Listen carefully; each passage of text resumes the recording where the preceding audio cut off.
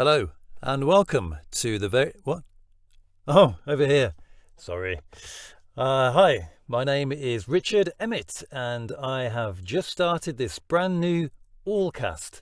What's an allcast, you ask yourself? Well, it's a phrase I've coined to explain a video recording like this, which not only goes out on YouTube, but also goes out on podcasts. So it goes all over the place, and hence I call it an allcast. Let's see if that term takes off. You're very welcome. All right, so what this is it's a brand new channel that I'm going to start doing where I'm interviewing people that are new to the industry in voiceover. I'm going to call this VO Discovery because there are a lot of new people out there that want to get into the industry and they're on their own trying to figure out how they're supposed to do that. So this channel is to introduce people to each other and share their experiences and to maybe help each other along that journey. So if you're in that position, then I welcome you aboard. You're more than welcome to get in contact with me. You can do that through my website, which is www.richardemmett.com, or you can just drop a comment in the platform that you're watching or listening to this on. All right. Now then, I have my very first guest on this premiere show, who is somebody that I met at the One Voice conference last week. I can't believe it's a week ago already. Unbelievable. Time just flies. It really does. And he actually was the first person I met at the conference because I went to this conference on my Jack Jones and I wanted to network and meet people. And he was the first person I met and found out that he was actually a brand new voiceover as well, similar to myself. So I thought, hey, why don't I do a podcast, vidcast, webcast, allcast? So I thought, yeah, okay, let's do that. So I'm going to have him on the show right now, and we're going to find out more about him from him. So, ladies and gentlemen, let me introduce to you Simon Wells. Hi, Simon. How are you doing? I'm well, thank you, Richard. How are you, sir? Excellent, excellent. Thank you very much for taking the time out and joining me today and joining our listeners and sharing your experience with us. This is going to be awesome. My absolute pleasure. Thank you for having me here. And hello, listeners. Hello, indeed. Both of you. Yes. And that's the one I paid. Hi, Mum. Hello, Mum. Yeah. In fact, she doesn't like pay. She doesn't like being paid. So it's. Well, she does it for free. That's nice. That's good. Yes. Yes. She's very sporting like that. So if it's okay with you, I want to dive straight into the questions so that we can glean the information from you as we go along. Is that okay? Dive away. All right then. Okay. So what I want to ask you, because I've already explained to the listeners that and the viewers that you are fairly new to the industry like myself. But what I find out from you is, how did you find out that VO could actually be a career choice that you could pursue? It was through an organization called Gravy for the Brain, which I believe you're aware of as well. They had a Facebook post saying, have you ever considered being a voiceover artist? And I thought, well, yes, but only vaguely. You know, I love doing impressions and silly voices and things, but you can't get paid for that sort of thing, right? But sure enough, this campaign, this Facebook ad went in to explain the business world, the different elements, the different factions of voiceover work that there are out there. And it was far more vast than I'd expected. You know, I had simply imagined someone doing a cartoon voice and that was the end of it. But to hear that there are all these different facets, from audiobooks to corporate work to commercials to radio imaging and everything in between, it just suddenly seemed viable. You know, it suddenly seemed, oh, there are people who actually make a business out of doing this. So that was kind of my light bulb moment. Brilliant. So good job. Facebook was showing some ads at the time then, eh? Absolutely, yeah. All of these ads that we curse and blast, popping up and interrupting our day. Actually, one of them was finally useful. Yeah. Excellent. I must admit, I spent a bit of money because of those ads. You're not alone. They always get me. They always get me. Yeah. So that's good. And for those of our listeners that have never heard of Gravy for the Brain, could you just explain what it is? Yes, certainly. So Gravy for the Brain is an organization set up by the wonderful Peter Dixon, who is the voice of the X Factor and all those sort of programs. And I wouldn't dare do an impression of the legend himself, but welcome to the X Factor. That fella. Set up by him and Hugh Edwards, who's a wonderful director and producer. And the two of them started this organization purely in an attempt to train the next generation of voiceover artists. So this facility is available online, gravyforthebrain.com, not being sponsored. And there's just reams and reams of information. There are webinars, there are lectures. Lectures is too stern a word. It's actually really good fun and really interesting stuff. And they cover so many different assets, vocal training, obviously, but also how to run your own business, how to get work, how to manage your finances, how to network with other people, all sorts of stuff. Very, very interesting and very useful site to go to. Indeed, and I did explain actually to the viewers and listeners in the intro that we actually met at the One Voice conference just last week, which yes. was put on by Hugh and Peter from Gravy for the Brain. So like you say, it's great. Not only is it a great networking opportunity and a training facility, but it actually does get people together physically in this strange world of meeting in person. It does actually work, and they have regular socials as well online, and I think they're going to be start doing them as well in person again, which is nice. So therefore you can actually get to meet the people in the industry as well, so you don't just feel like a lone fish in a bowl. That's right. That's really useful, actually. I've met far more people through those Gravy for the Brain socials than I have actually met in person so far. And yeah, that conference which you mentioned, One Voice conference, sponsored by Bodalgo, which is one of the major online pay-to-play sites where we go to find our work. It was just a wonderful conference. It was so good to see so many like-minded people in one space. Honestly, you've never met so many people doing silly voices. It was great. That's true. And also there was a lot of new guys. So if there are any new guys out there that feel nervous about entering the industry, don't be, because I'm going to be interviewing a lot of people over the next few weeks, people that I met at that conference, because there are a lot of newbies that just want to get to know about the industry and get to meet the people in the industry. And of course, it's an opportunity to, to network and maybe, gain future business contacts and that kind of thing as well. Absolutely, so yeah. It's definitely worth stepping out of your comfort zone and just taking the plunge and, just going in there and doing it. I think this is a really good time to be doing it as well, because we're all so globally connected these days. Back in the old days, it was very much, oh, I happen to know a man who works down at the studios and he happens to know someone, etc., etc. You really had to have those initial connections. And if you don't have those, tough. But nowadays we're all so interconnected. We can all do these online webinars. We can all follow podcasts. We can all reach out and make contacts with people on LinkedIn or Facebook. It's just the right time to be doing it, I think. Yeah, I agree. So at what point in your life did you decide to get into voiceover? Was it recently, or was it was very recently? It was just over a year ago. I had previously been a postman for a very long time and had to quit due to an injury. And I was sitting around at home wondering what to do next when I saw that Facebook ad. Well, that was lucky. It's very lucky. Yeah, it was just happened to be at the right moment.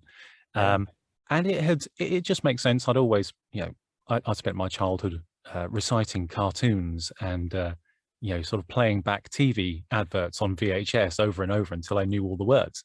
Wow. So I've always enjoyed that kind of thing. But would never have thought about actually making the shift to deliberately move from my job to pursue this. It was only because of those circumstances as they were.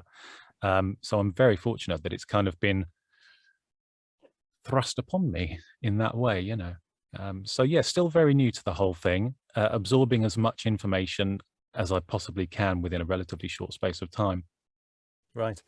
So that's great. You took advantage of the situation that you were in, and you've made that pivot into a new career, which hopefully, I could probably say for both of us that it's going to be very lucrative and a lot of fun. I'm sure it's going to be great. I think it's going to be wonderful, and well done for the use of the word pivot. Thank you very much. It's quite a modern word. Pivot. Thank you. So what were the first things? Because like when somebody starts to research, they've had this idea like, oh yeah, I want to be a voice actor or a voiceover artist. And they start researching it. So what were the first things that you found out about? What did you do? Did you like phone a friend or start reading books, or what was the things that you did initially to find out more about the industry? So it was a mixture of things. The large bulk of it was the gravy for the brain training. That was sort of Mm. the meat of my training. But once I'd sort of begun to realize what a large world it was out there, I just started to poke around. There are lots of different websites that have professional experts' opinions on everything from vocal technique to the tech that we need to set up our booths. Um, there are podcasts all over the place. In fact, there's almost too much information. There's so much of it out there. It can be quite hard to know where to narrow in. Um, but yes, I was very much gravy for the brain trained, if you like. And then after that, Badalgo, I think, had that I mentioned earlier. They sort of had a how-to page with some different tips to gravy, different opinions of how to approach things. There are a few other sites out there as well. Some of these websites that we're registered to get work, Backstage, Mandy, a lot of those do have sort of help sections and online forums, things where you can chat back and forth with those that have gone before. And of course, there's all of the connections that I've made online, people like yourself. There's a cluster of us all meeting at the moment on Discord, isn't there, and on WhatsApp. That's And right. we're just sharing our knowledge, some of us our extensive knowledge, some of us our limited knowledge, and we're just feeding off each other and gleaning hints and tips, here and there. So it's sort of like a drip feed. I'm just picking it up from wherever I can find it. But there's a whole wealth of information out there. There is, and it's sometimes, like you say, it's a bit overwhelming as to how much information there is. So therefore, well, how do you filter it out? How do you decide what's useful to you? Did you find yourself going through that kind of process? And if you did, then what did you decide? Okay, what do I need to know first? How do I actually get this off the ground? What do I need to know? Sure, sure. Well, I'm fortunate enough to have a bit of a background in sort of audio editing and so on. Mm, My wife runs a theatre company, and I'm sort of her tech guy, if you like. And I've also been the sound engineer for my local church for quite a long time as well. mm, So I knew that I sort of understood the tech. So I know quite a few people who are a little bit put off by the actual technological side of it, the equipment and the software and so on. for So sure. because I already had some of that knowledge, I was able to skip past that to a certain extent and just focus on the bits that I knew that I didn't know. So I'd sort of watched a couple of videos that were sort of overviews, these are the areas you need to focus on. This is the training you need to acquire. This is the information that you need to know. So I really focused on the bits that I didn't know. So the actual technique, how to breathe properly, how to look past the microphone instead of directly at it, which makes quite a big difference. The tech of how to build a booth, which I know you are an expert at, because I've never had to do that before. So it was just sort of filtering through different videos, different people's opinions as to what was important and what wasn't important. Quite a lot of it is, I wouldn't say unimportant, but quite a lot of it is secondary. You need to sort of master the absolute basics before you can move on to the finer points. So I just honed in on those basics first, the different elements of the industry, where you get your work, the different approaches to different parts of the industry as well. You don't voice a commercial in the same way that you voice a corporate gig or whatever. So yes, I just sort of sucked in all the bits that I knew that I didn't know, which turned out to be quite a lot. Yes, yes, there is a lot, and I think that's why actually Gravy for the Brain is a great initial resource, because it, for a small monthly fee, membership fee, you get access to a lot of all this information that's given to you by Peter and Hugh, which is very useful. It gets you off the ground. It's like, oh, okay, Mm. so this is how you record your voice. This is how you set up a studio. This is how you set Mm. up a booth. This is how you Mm. record yourself. And you know you're getting it from a trusted source. Mm. Yeah. And they have there's a guy in there called Rob B, the sound engineer, and Yes. he's got Legend. webinars Mm. on all the different digital audio workstations that you can use. So that's very useful Mm. indeed. And of course, there's obviously the other resources you can find on the internet too, which is Yes, very it's handy. really, really good to, as you mentioned, it being specifically being with Peter and Hugh. You're in trusted hands. You're not Yeah. listening to a person who's only just set out and they've bought their first cheap microphone, and they're sort of figuring it out as they're going along. To actually have people who have been in the industry for that long telling you from tried and tested experience, this is how you do it, and we know because we've been doing it for that long. It sort of really felt like they were holding your hand as you went through those training modules. It was incredibly useful. Yeah, totally. Yeah. Okay. So when you started out, what was your initial budget, and what equipment did you buy? My initial budget was very almost zero. Okay. I've had a bit of experience with buying and selling things on eBay. So I put those skills to good use and managed to find quite a lot of secondhand equipment at first.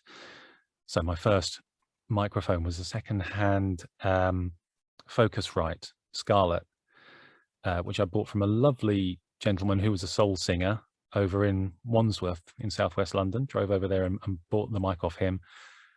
Bought a secondhand mic stand. Bought a whole load of acoustic foam, which another sound person had sort of finished with because they'd upgraded their setup and they were selling their old foam. So I bought a whole load of that. Initially, when I first started, quite naively, my first setup was a sort of a mobile tent in my lounge. So I found some sort of some clothes rails, a clothes rail with wheels at the end. I found a few of those, parked them in parallel in the middle of the lounge, threw a whole load of blankets over it. The sort of blankets you put in the back of a removals van to protect everything that you're moving. Threw a Yeah. couple of No. those over it, threw a duvet over that, threw a blanket over that, held it all together with some clamps. So the whole thing cost, I don't know, 50 quid. But I slowly realized that it wasn't terribly good acoustically. It was all right, but it wasn't great. And B, I didn't have the room for it to stay in the lounge. So every time I wanted to record something, I took it down and put it up again. So I was spending hours doing this. So yes, I think at the very first stage, I probably only spent about £100, maybe 150. And then I've sort of grown from there, so I haven't gone out and completely rebought everything. But every now and then I'll sort of say, well, that mic has served me well, but I could do with something that picks up the lower end of my voice a little bit better. That foam was great, but I could actually do with something a bit more complete and a bit thicker because there are different grades of foam. So, I haven't had to sort of fork out everything all at once. It's been in dribs and drabs. Mm. Okay. And the booth that you're in now, then, is that a permanent fixture in your house? It's permanent. It's self-built. So this is in the corner of the spare bedroom. It's about 1.5 meters by 1.5 meters. And simply, it's in the corner of the room. So I've got two outer walls of the room, and the other walls constitute some MDF with a blanket over it, and then some foam stuck over that, and then a door at the back, which opens out for a quick escape. So it's permanent. I still reckon I could do better, actually. Once the budget allows, I still reckon I could. I really want to follow one of your YouTube videos, actually, because the way you've constructed your booth looks superb. If anyone hasn't seen it, see it. It's really worth it. Yes, thanks for the plug. Yeah, they can You're go welcome. to Richard Emmett Voiceover on YouTube, and they can watch a whole series of how I built this booth in my spare time. Sorry, what was that link again? It was Richard Emmett Voiceover on YouTube. That was Richard I can Emmett always. Voiceover on YouTube, was it? Okay. That's right. Yes. Good. Yes. Yeah, well worth a watch. But yes, you sort of you don't have to shell out thousands and thousands right at the start in one lump sum. It helps to have a little bit of capital to get going with, but not a lot. You will find yourself upgrading and updating as you go along, as your skills become more honed and your ear becomes more attuned. You'll realize, actually, what I once thought was really, really good is now not as good as I thought. So I'm going to upgrade my audio interface. I'm going to upgrade my microphone. I'm going to upgrade my booth. Yeah, exactly. I was a bit kind of the opposite in terms of like, I didn't want to go through the upgrading process and work my way towards the better end.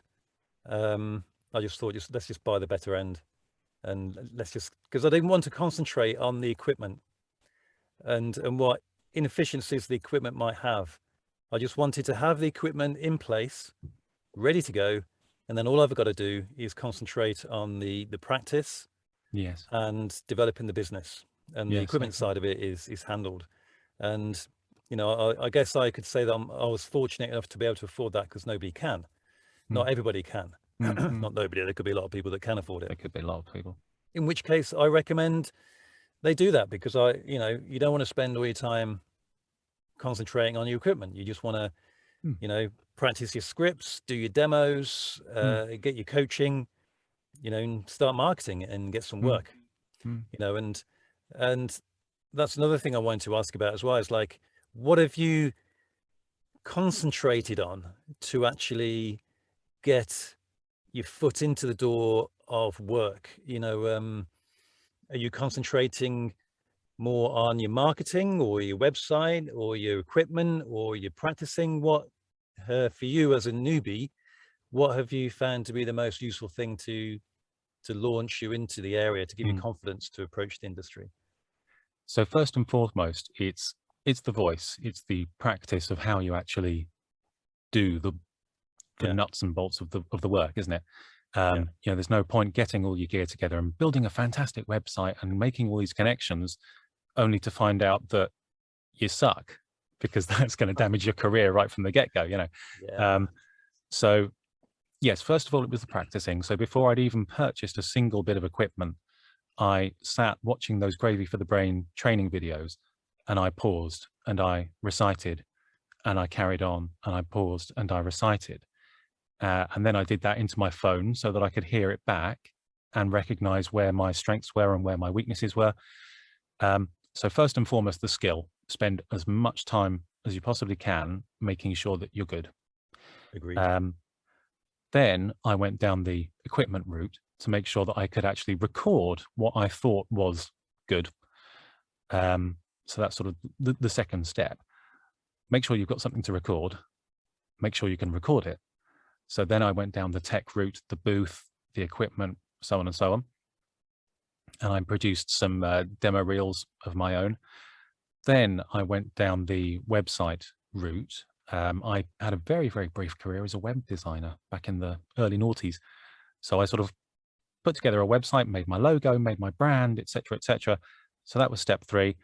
And then step 4, I signed up to those various pay-to-play websites, such as Mandy, Voices123, Badalgo, Covaco, Backstage. There are quite a few. Some of them are free, some of them are not free. But I thought that was an important investment.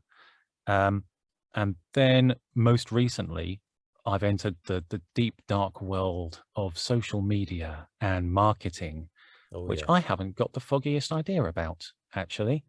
And again, Gravy for the Brain has some wonderful webinars that you can either watch live and take part in discussion, or you can watch the back catalogue. There's a chap there called JC Roberts, who is a marketing guru, and he has completely opened my eyes to just how important social media is, and particularly LinkedIn, for whatever reason, seems to be absolutely the epicenter of this at the moment.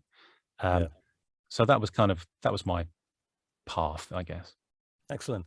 And what I can recommend as well is if you go onto Twitter or LinkedIn, Facebook even, and Instagram, follow fellow voiceovers and watch what they do. And you'll see that some guys post a lot and some guys don't. and when they do post, have a look at what they're posting and why they're posting it. And yeah. and it is interesting that the different formats of text that people put into the posts, depending on what platform they're on. And this is something I'm just learning myself as well, about how to actually make, the algorithm of that platform work best for you. And, a lot of this information, again, is available on different, I mean, at the conference this weekend, there was talks on that this last weekend. And then also there's webinars on the Grave for the Brain as well that cover that kind of thing as well. So that's something that someone can do. That's completely free. Just follow people and Absolutely. find out what they're doing. And you can always contact them as well. They're perfectly happy to say hi. That's the Yeah, good thing about absolutely. the industry is that people are very helpful. I've met loads of complete strangers through LinkedIn and through Facebook and so on. And they're all happy to engage. It's not, you're not sort of inconveniencing them. They're all as passionate about this area as we are, and they want to share. They want to help out. It's a very useful resource. It is. There's a lot of good people out there. Yes. So I wanted to find out as well, what software did you decide to go with in terms of your digital audio workstation? Yes, my DAW. The phrase DAW really confused me at first. I wondered why everyone was talking about their DAW, but it wasn't their DAW. It was their Not their DAW. actual front door or anything, no? Exactly. So I use Reaper, which I think is a wonderful piece of technology, Me as too. do you. Yeah. Again, we're not being sponsored by Reaper. We are not. Maybe we should be. Maybe we should. I tried a few things. I've used Audacity in the past, which is a great place to start if you're new to that whole software area, because it's quite simple, but it is quite limited in what it can actually achieve. Yeah. Then I had to go on Pro Tools, which I've heard an awful lot of people raving about. I actually found that a bit too overwhelming. I found the interface a little bit not exactly clunky, but I felt it was an awful lot to learn in quite a short time, and that sort of put me off. Then I tried a free trial of Reaper. I think you can get like a 60-day free trial of it, so it's well long enough for you to recognize whether or not it works for you. And it worked for me. I just took to it quite intuitively, and then ended up purchasing the software, which is not a lot, about £60 for a year's subscription. So yeah, that's what I use. $60 for life. Is it $60 for life? $60. Sorry, I went quite high pitched there, didn't I? Crikey! Oh, well, I've misrepresented that. Use Reaper, honestly, crikey, $60 for life. Yeah, it's a bargain, yeah, and that includes all updates as well in perpetuity. So that's really good. Yeah, I decided on Reaper as well because with Adobe Audition seems to be the one that a lot of professionals use, which is absolutely fine, and it is really good, and I would like to, but it's on a subscription model, like £24 a month, which I don't really want to invest in just yet, especially when I got like Reaper, $60 for life, and it works, it does the job, and yeah, Pro Tools I tried, but it's Pro Tools Lite, so there are some features that you can't get that you find that you will need eventually. So you're kind of like, oh, maybe I'll just go and spend $500 then on the whole platform. You kind of get sucked into that a little bit. And yeah, Audacity was a bit limited for me, but I think there's some voiceovers out there that have been voicing for years, still use Audacity. Yeah, so absolutely. It's really down to personal preference, isn't it? It's what works for you. Whatever works for you. I've heard a few people saying that they found Reaper a bit overwhelming, a bit daunting, but as the Blue Oyster Cult once said, don't fear the Reaper. Exactly. He's not that grim.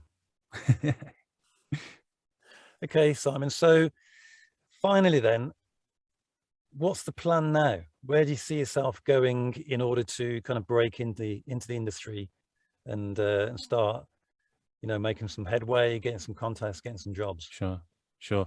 Well, at the moment, I'm plugging an awful lot of time into that whole realm of making contacts and meeting people, and it's already begun to pay off. I've had my first paid gig now, which was wonderful.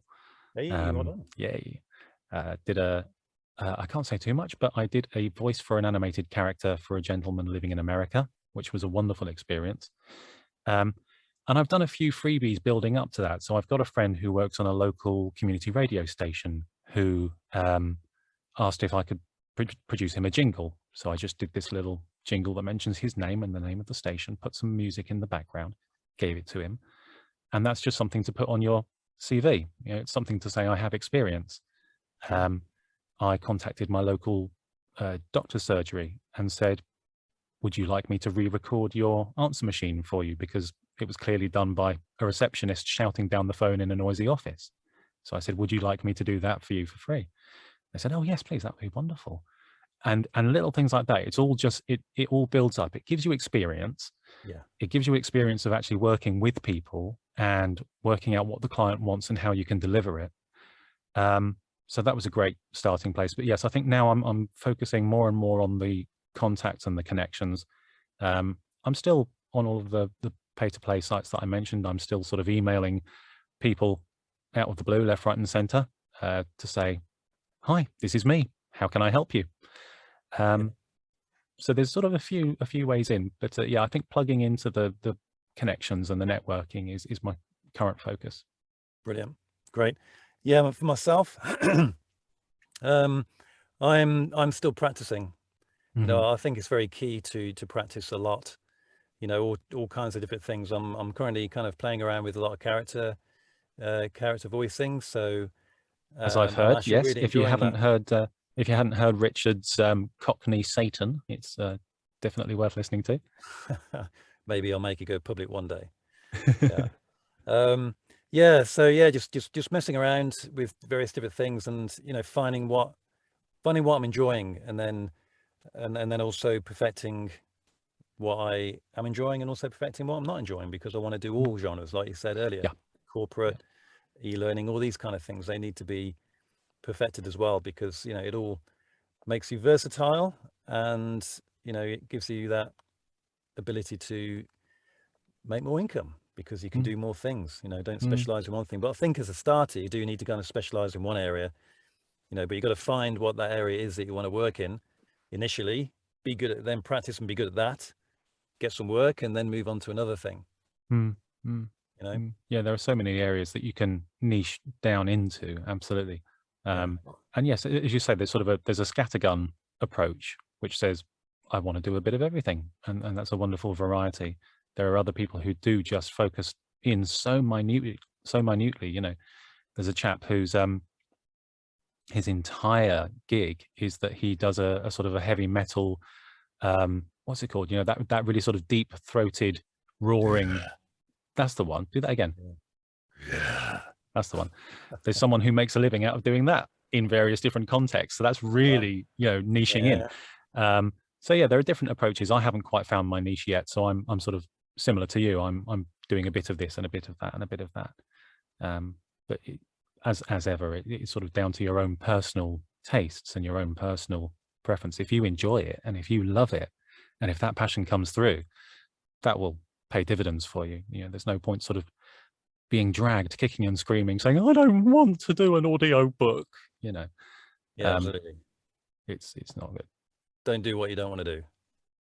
Find out what you do want to do. Yes. There you go. It's my philosophy. And do it. And do it well. Yes, indeed.